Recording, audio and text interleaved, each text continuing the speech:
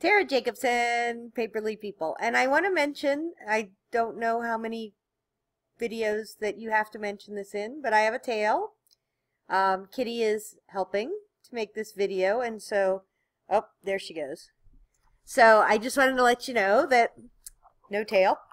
So today I'm going to be talking about our monthly goals, and this is a part of the whole planning series. So we have monthly goals, weekly goals, and daily goals. And I was thinking maybe I should do yearly goals, but then I thought, maybe I'll do that just as a standalone, because that's a lot of pressure. Like, especially for me, having a whole big monthly goal is big enough for me. So what I did was, this is more so to plan your month, right? This is looking forward. So for me, I have in my binder, I have the upcoming months, and I have it in my upcoming time tab. And so I got asked to speak at an event in January. Obviously, I have it in my regular calendar, but for me, if I don't have something on a piece of paper, it doesn't really matter. So I made the months. Right now it's August, so I made September, October, November, December, January. And I put the January in there. Now, I will fill up the other months as I go. So I was asked to speak in October, so luckily I had my October printed out. And it's less of an annual calendar and more of just a way for me to plan out my business and my marketing and things like that for the coming months. So to start, this is the sections, and this is the events this month. And what I do is I put the date of the event of that month, the time, what the event is, and if there's any notes about it. And so, like, for me, notes would be, need to remember to make PowerPoint 4 days before, or something like that. So, or using 100 free, what it's about. So it's about 100 free marketing ideas or something like that. So that it's just a reminder. I have the full event in my regular online calendar, but this way I'm able to remember to look at it. And as I look at it, I keep remembering it. Monthly theme. I'm big on having themes. We have a weekly theme too.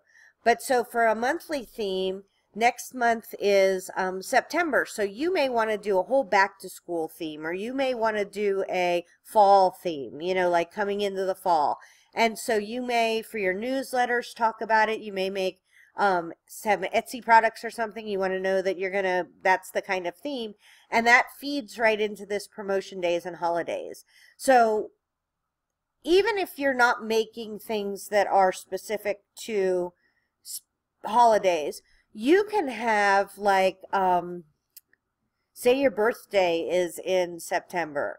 You would want to say, my birthday, September. Maybe you have a little, promotion that is, it's my birthday, but you get the presents, type of thing.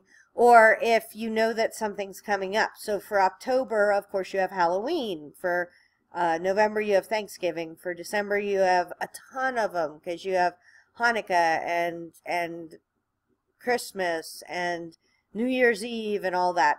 And what you can do is you can kind of plan your promotions and marketing things around that. So that's easy. I have notes on almost every form. I will tell you, it is my most used section. This is kind of fun.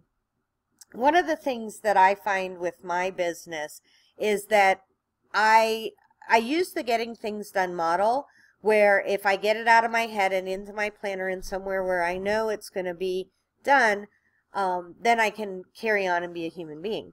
So this one for me is really nice, because if I have a product in mind, and I was thinking about this, I was thinking about doing maybe a whole marketing page, something like that.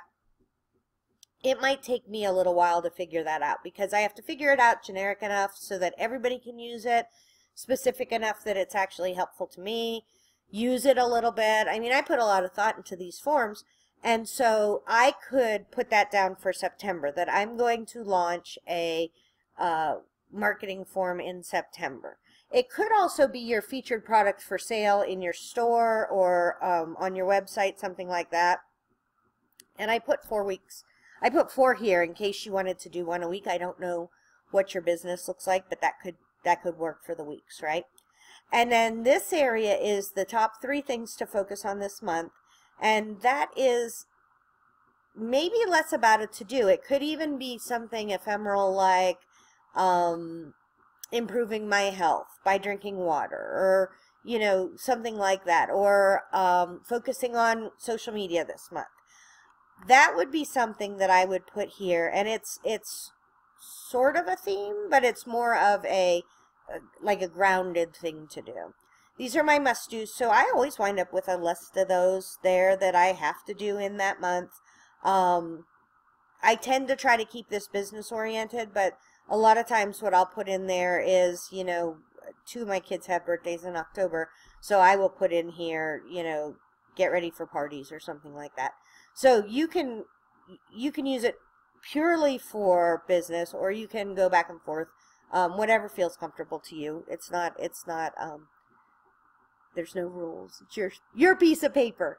Okay, so here's my goals, and this is goals for income or goals for sales. You could have one or both. I think that it is nice to at least put a number on a piece of paper, right?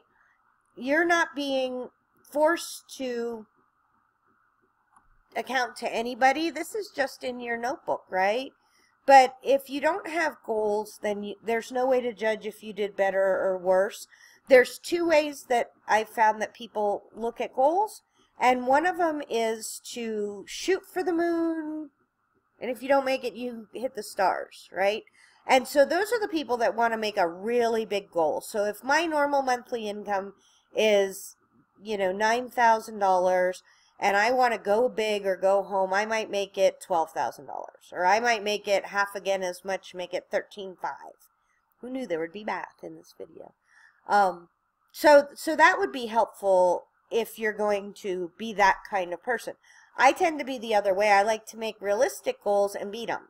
So if my normal income is $9,000, I might put $9,000 there and then kind of see how much it goes.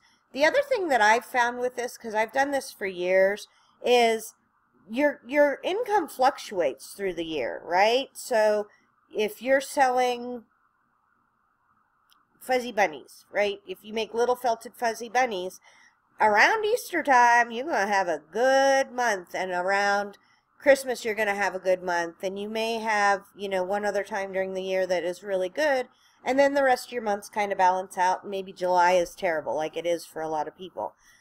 It really feels good to know if my average income over the month is over the year, excuse me, is $9,000, and I only make $6,000.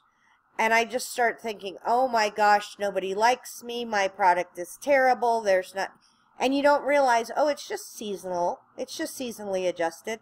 And then, say in December, you get 1 million sales and you're at 16,000.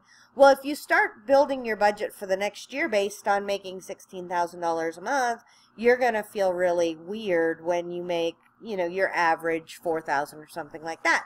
So it's just a way to really start to do it. And then you can put your actual. I don't often put my actual. I have a general idea how much I made, of course. But if you're, I put this here because there are people that have to have closed, they're called closed loops. They have to, if you put something down, you have to close the loop. Okay, so this is just kind of for me. I have an affirmation that I write down every day that I need to spend $1,000 on marketing. I'm in marketing, so if I am not willing to put my money where my mouth is and spend money on marketing and do all that, then there's something wrong.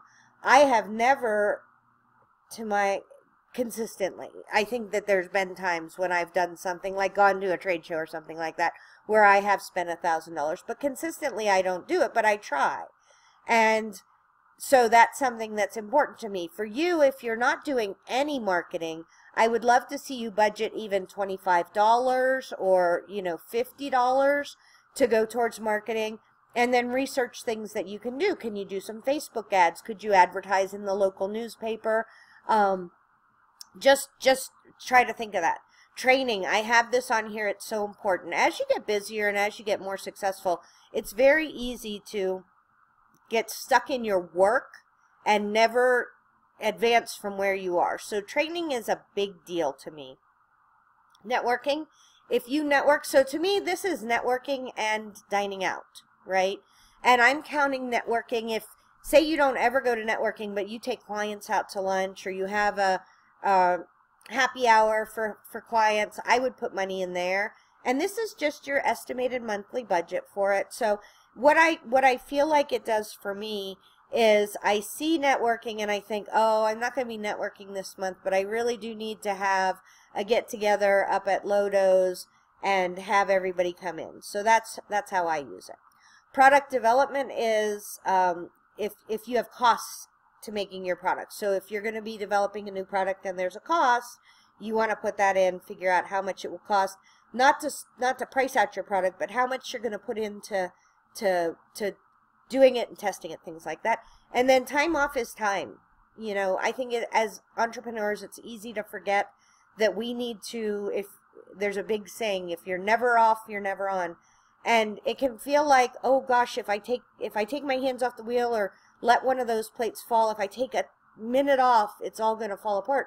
But what I have found is that when I take a minute off or time off, scheduled time off, I get more ideas, I get more rejuvenated, and I think it's really important. And oh, I forgot about this one, birthdays. So this is, yes, you can put your family birthdays in here. But for me, I think that nowadays we're seeing a lot more birthdays done on Facebook. And a lot of the people who do send out cards or any kind of things like that really want to focus on who in their database has a birthday this month. Maybe send them a little present. Remember to do all that.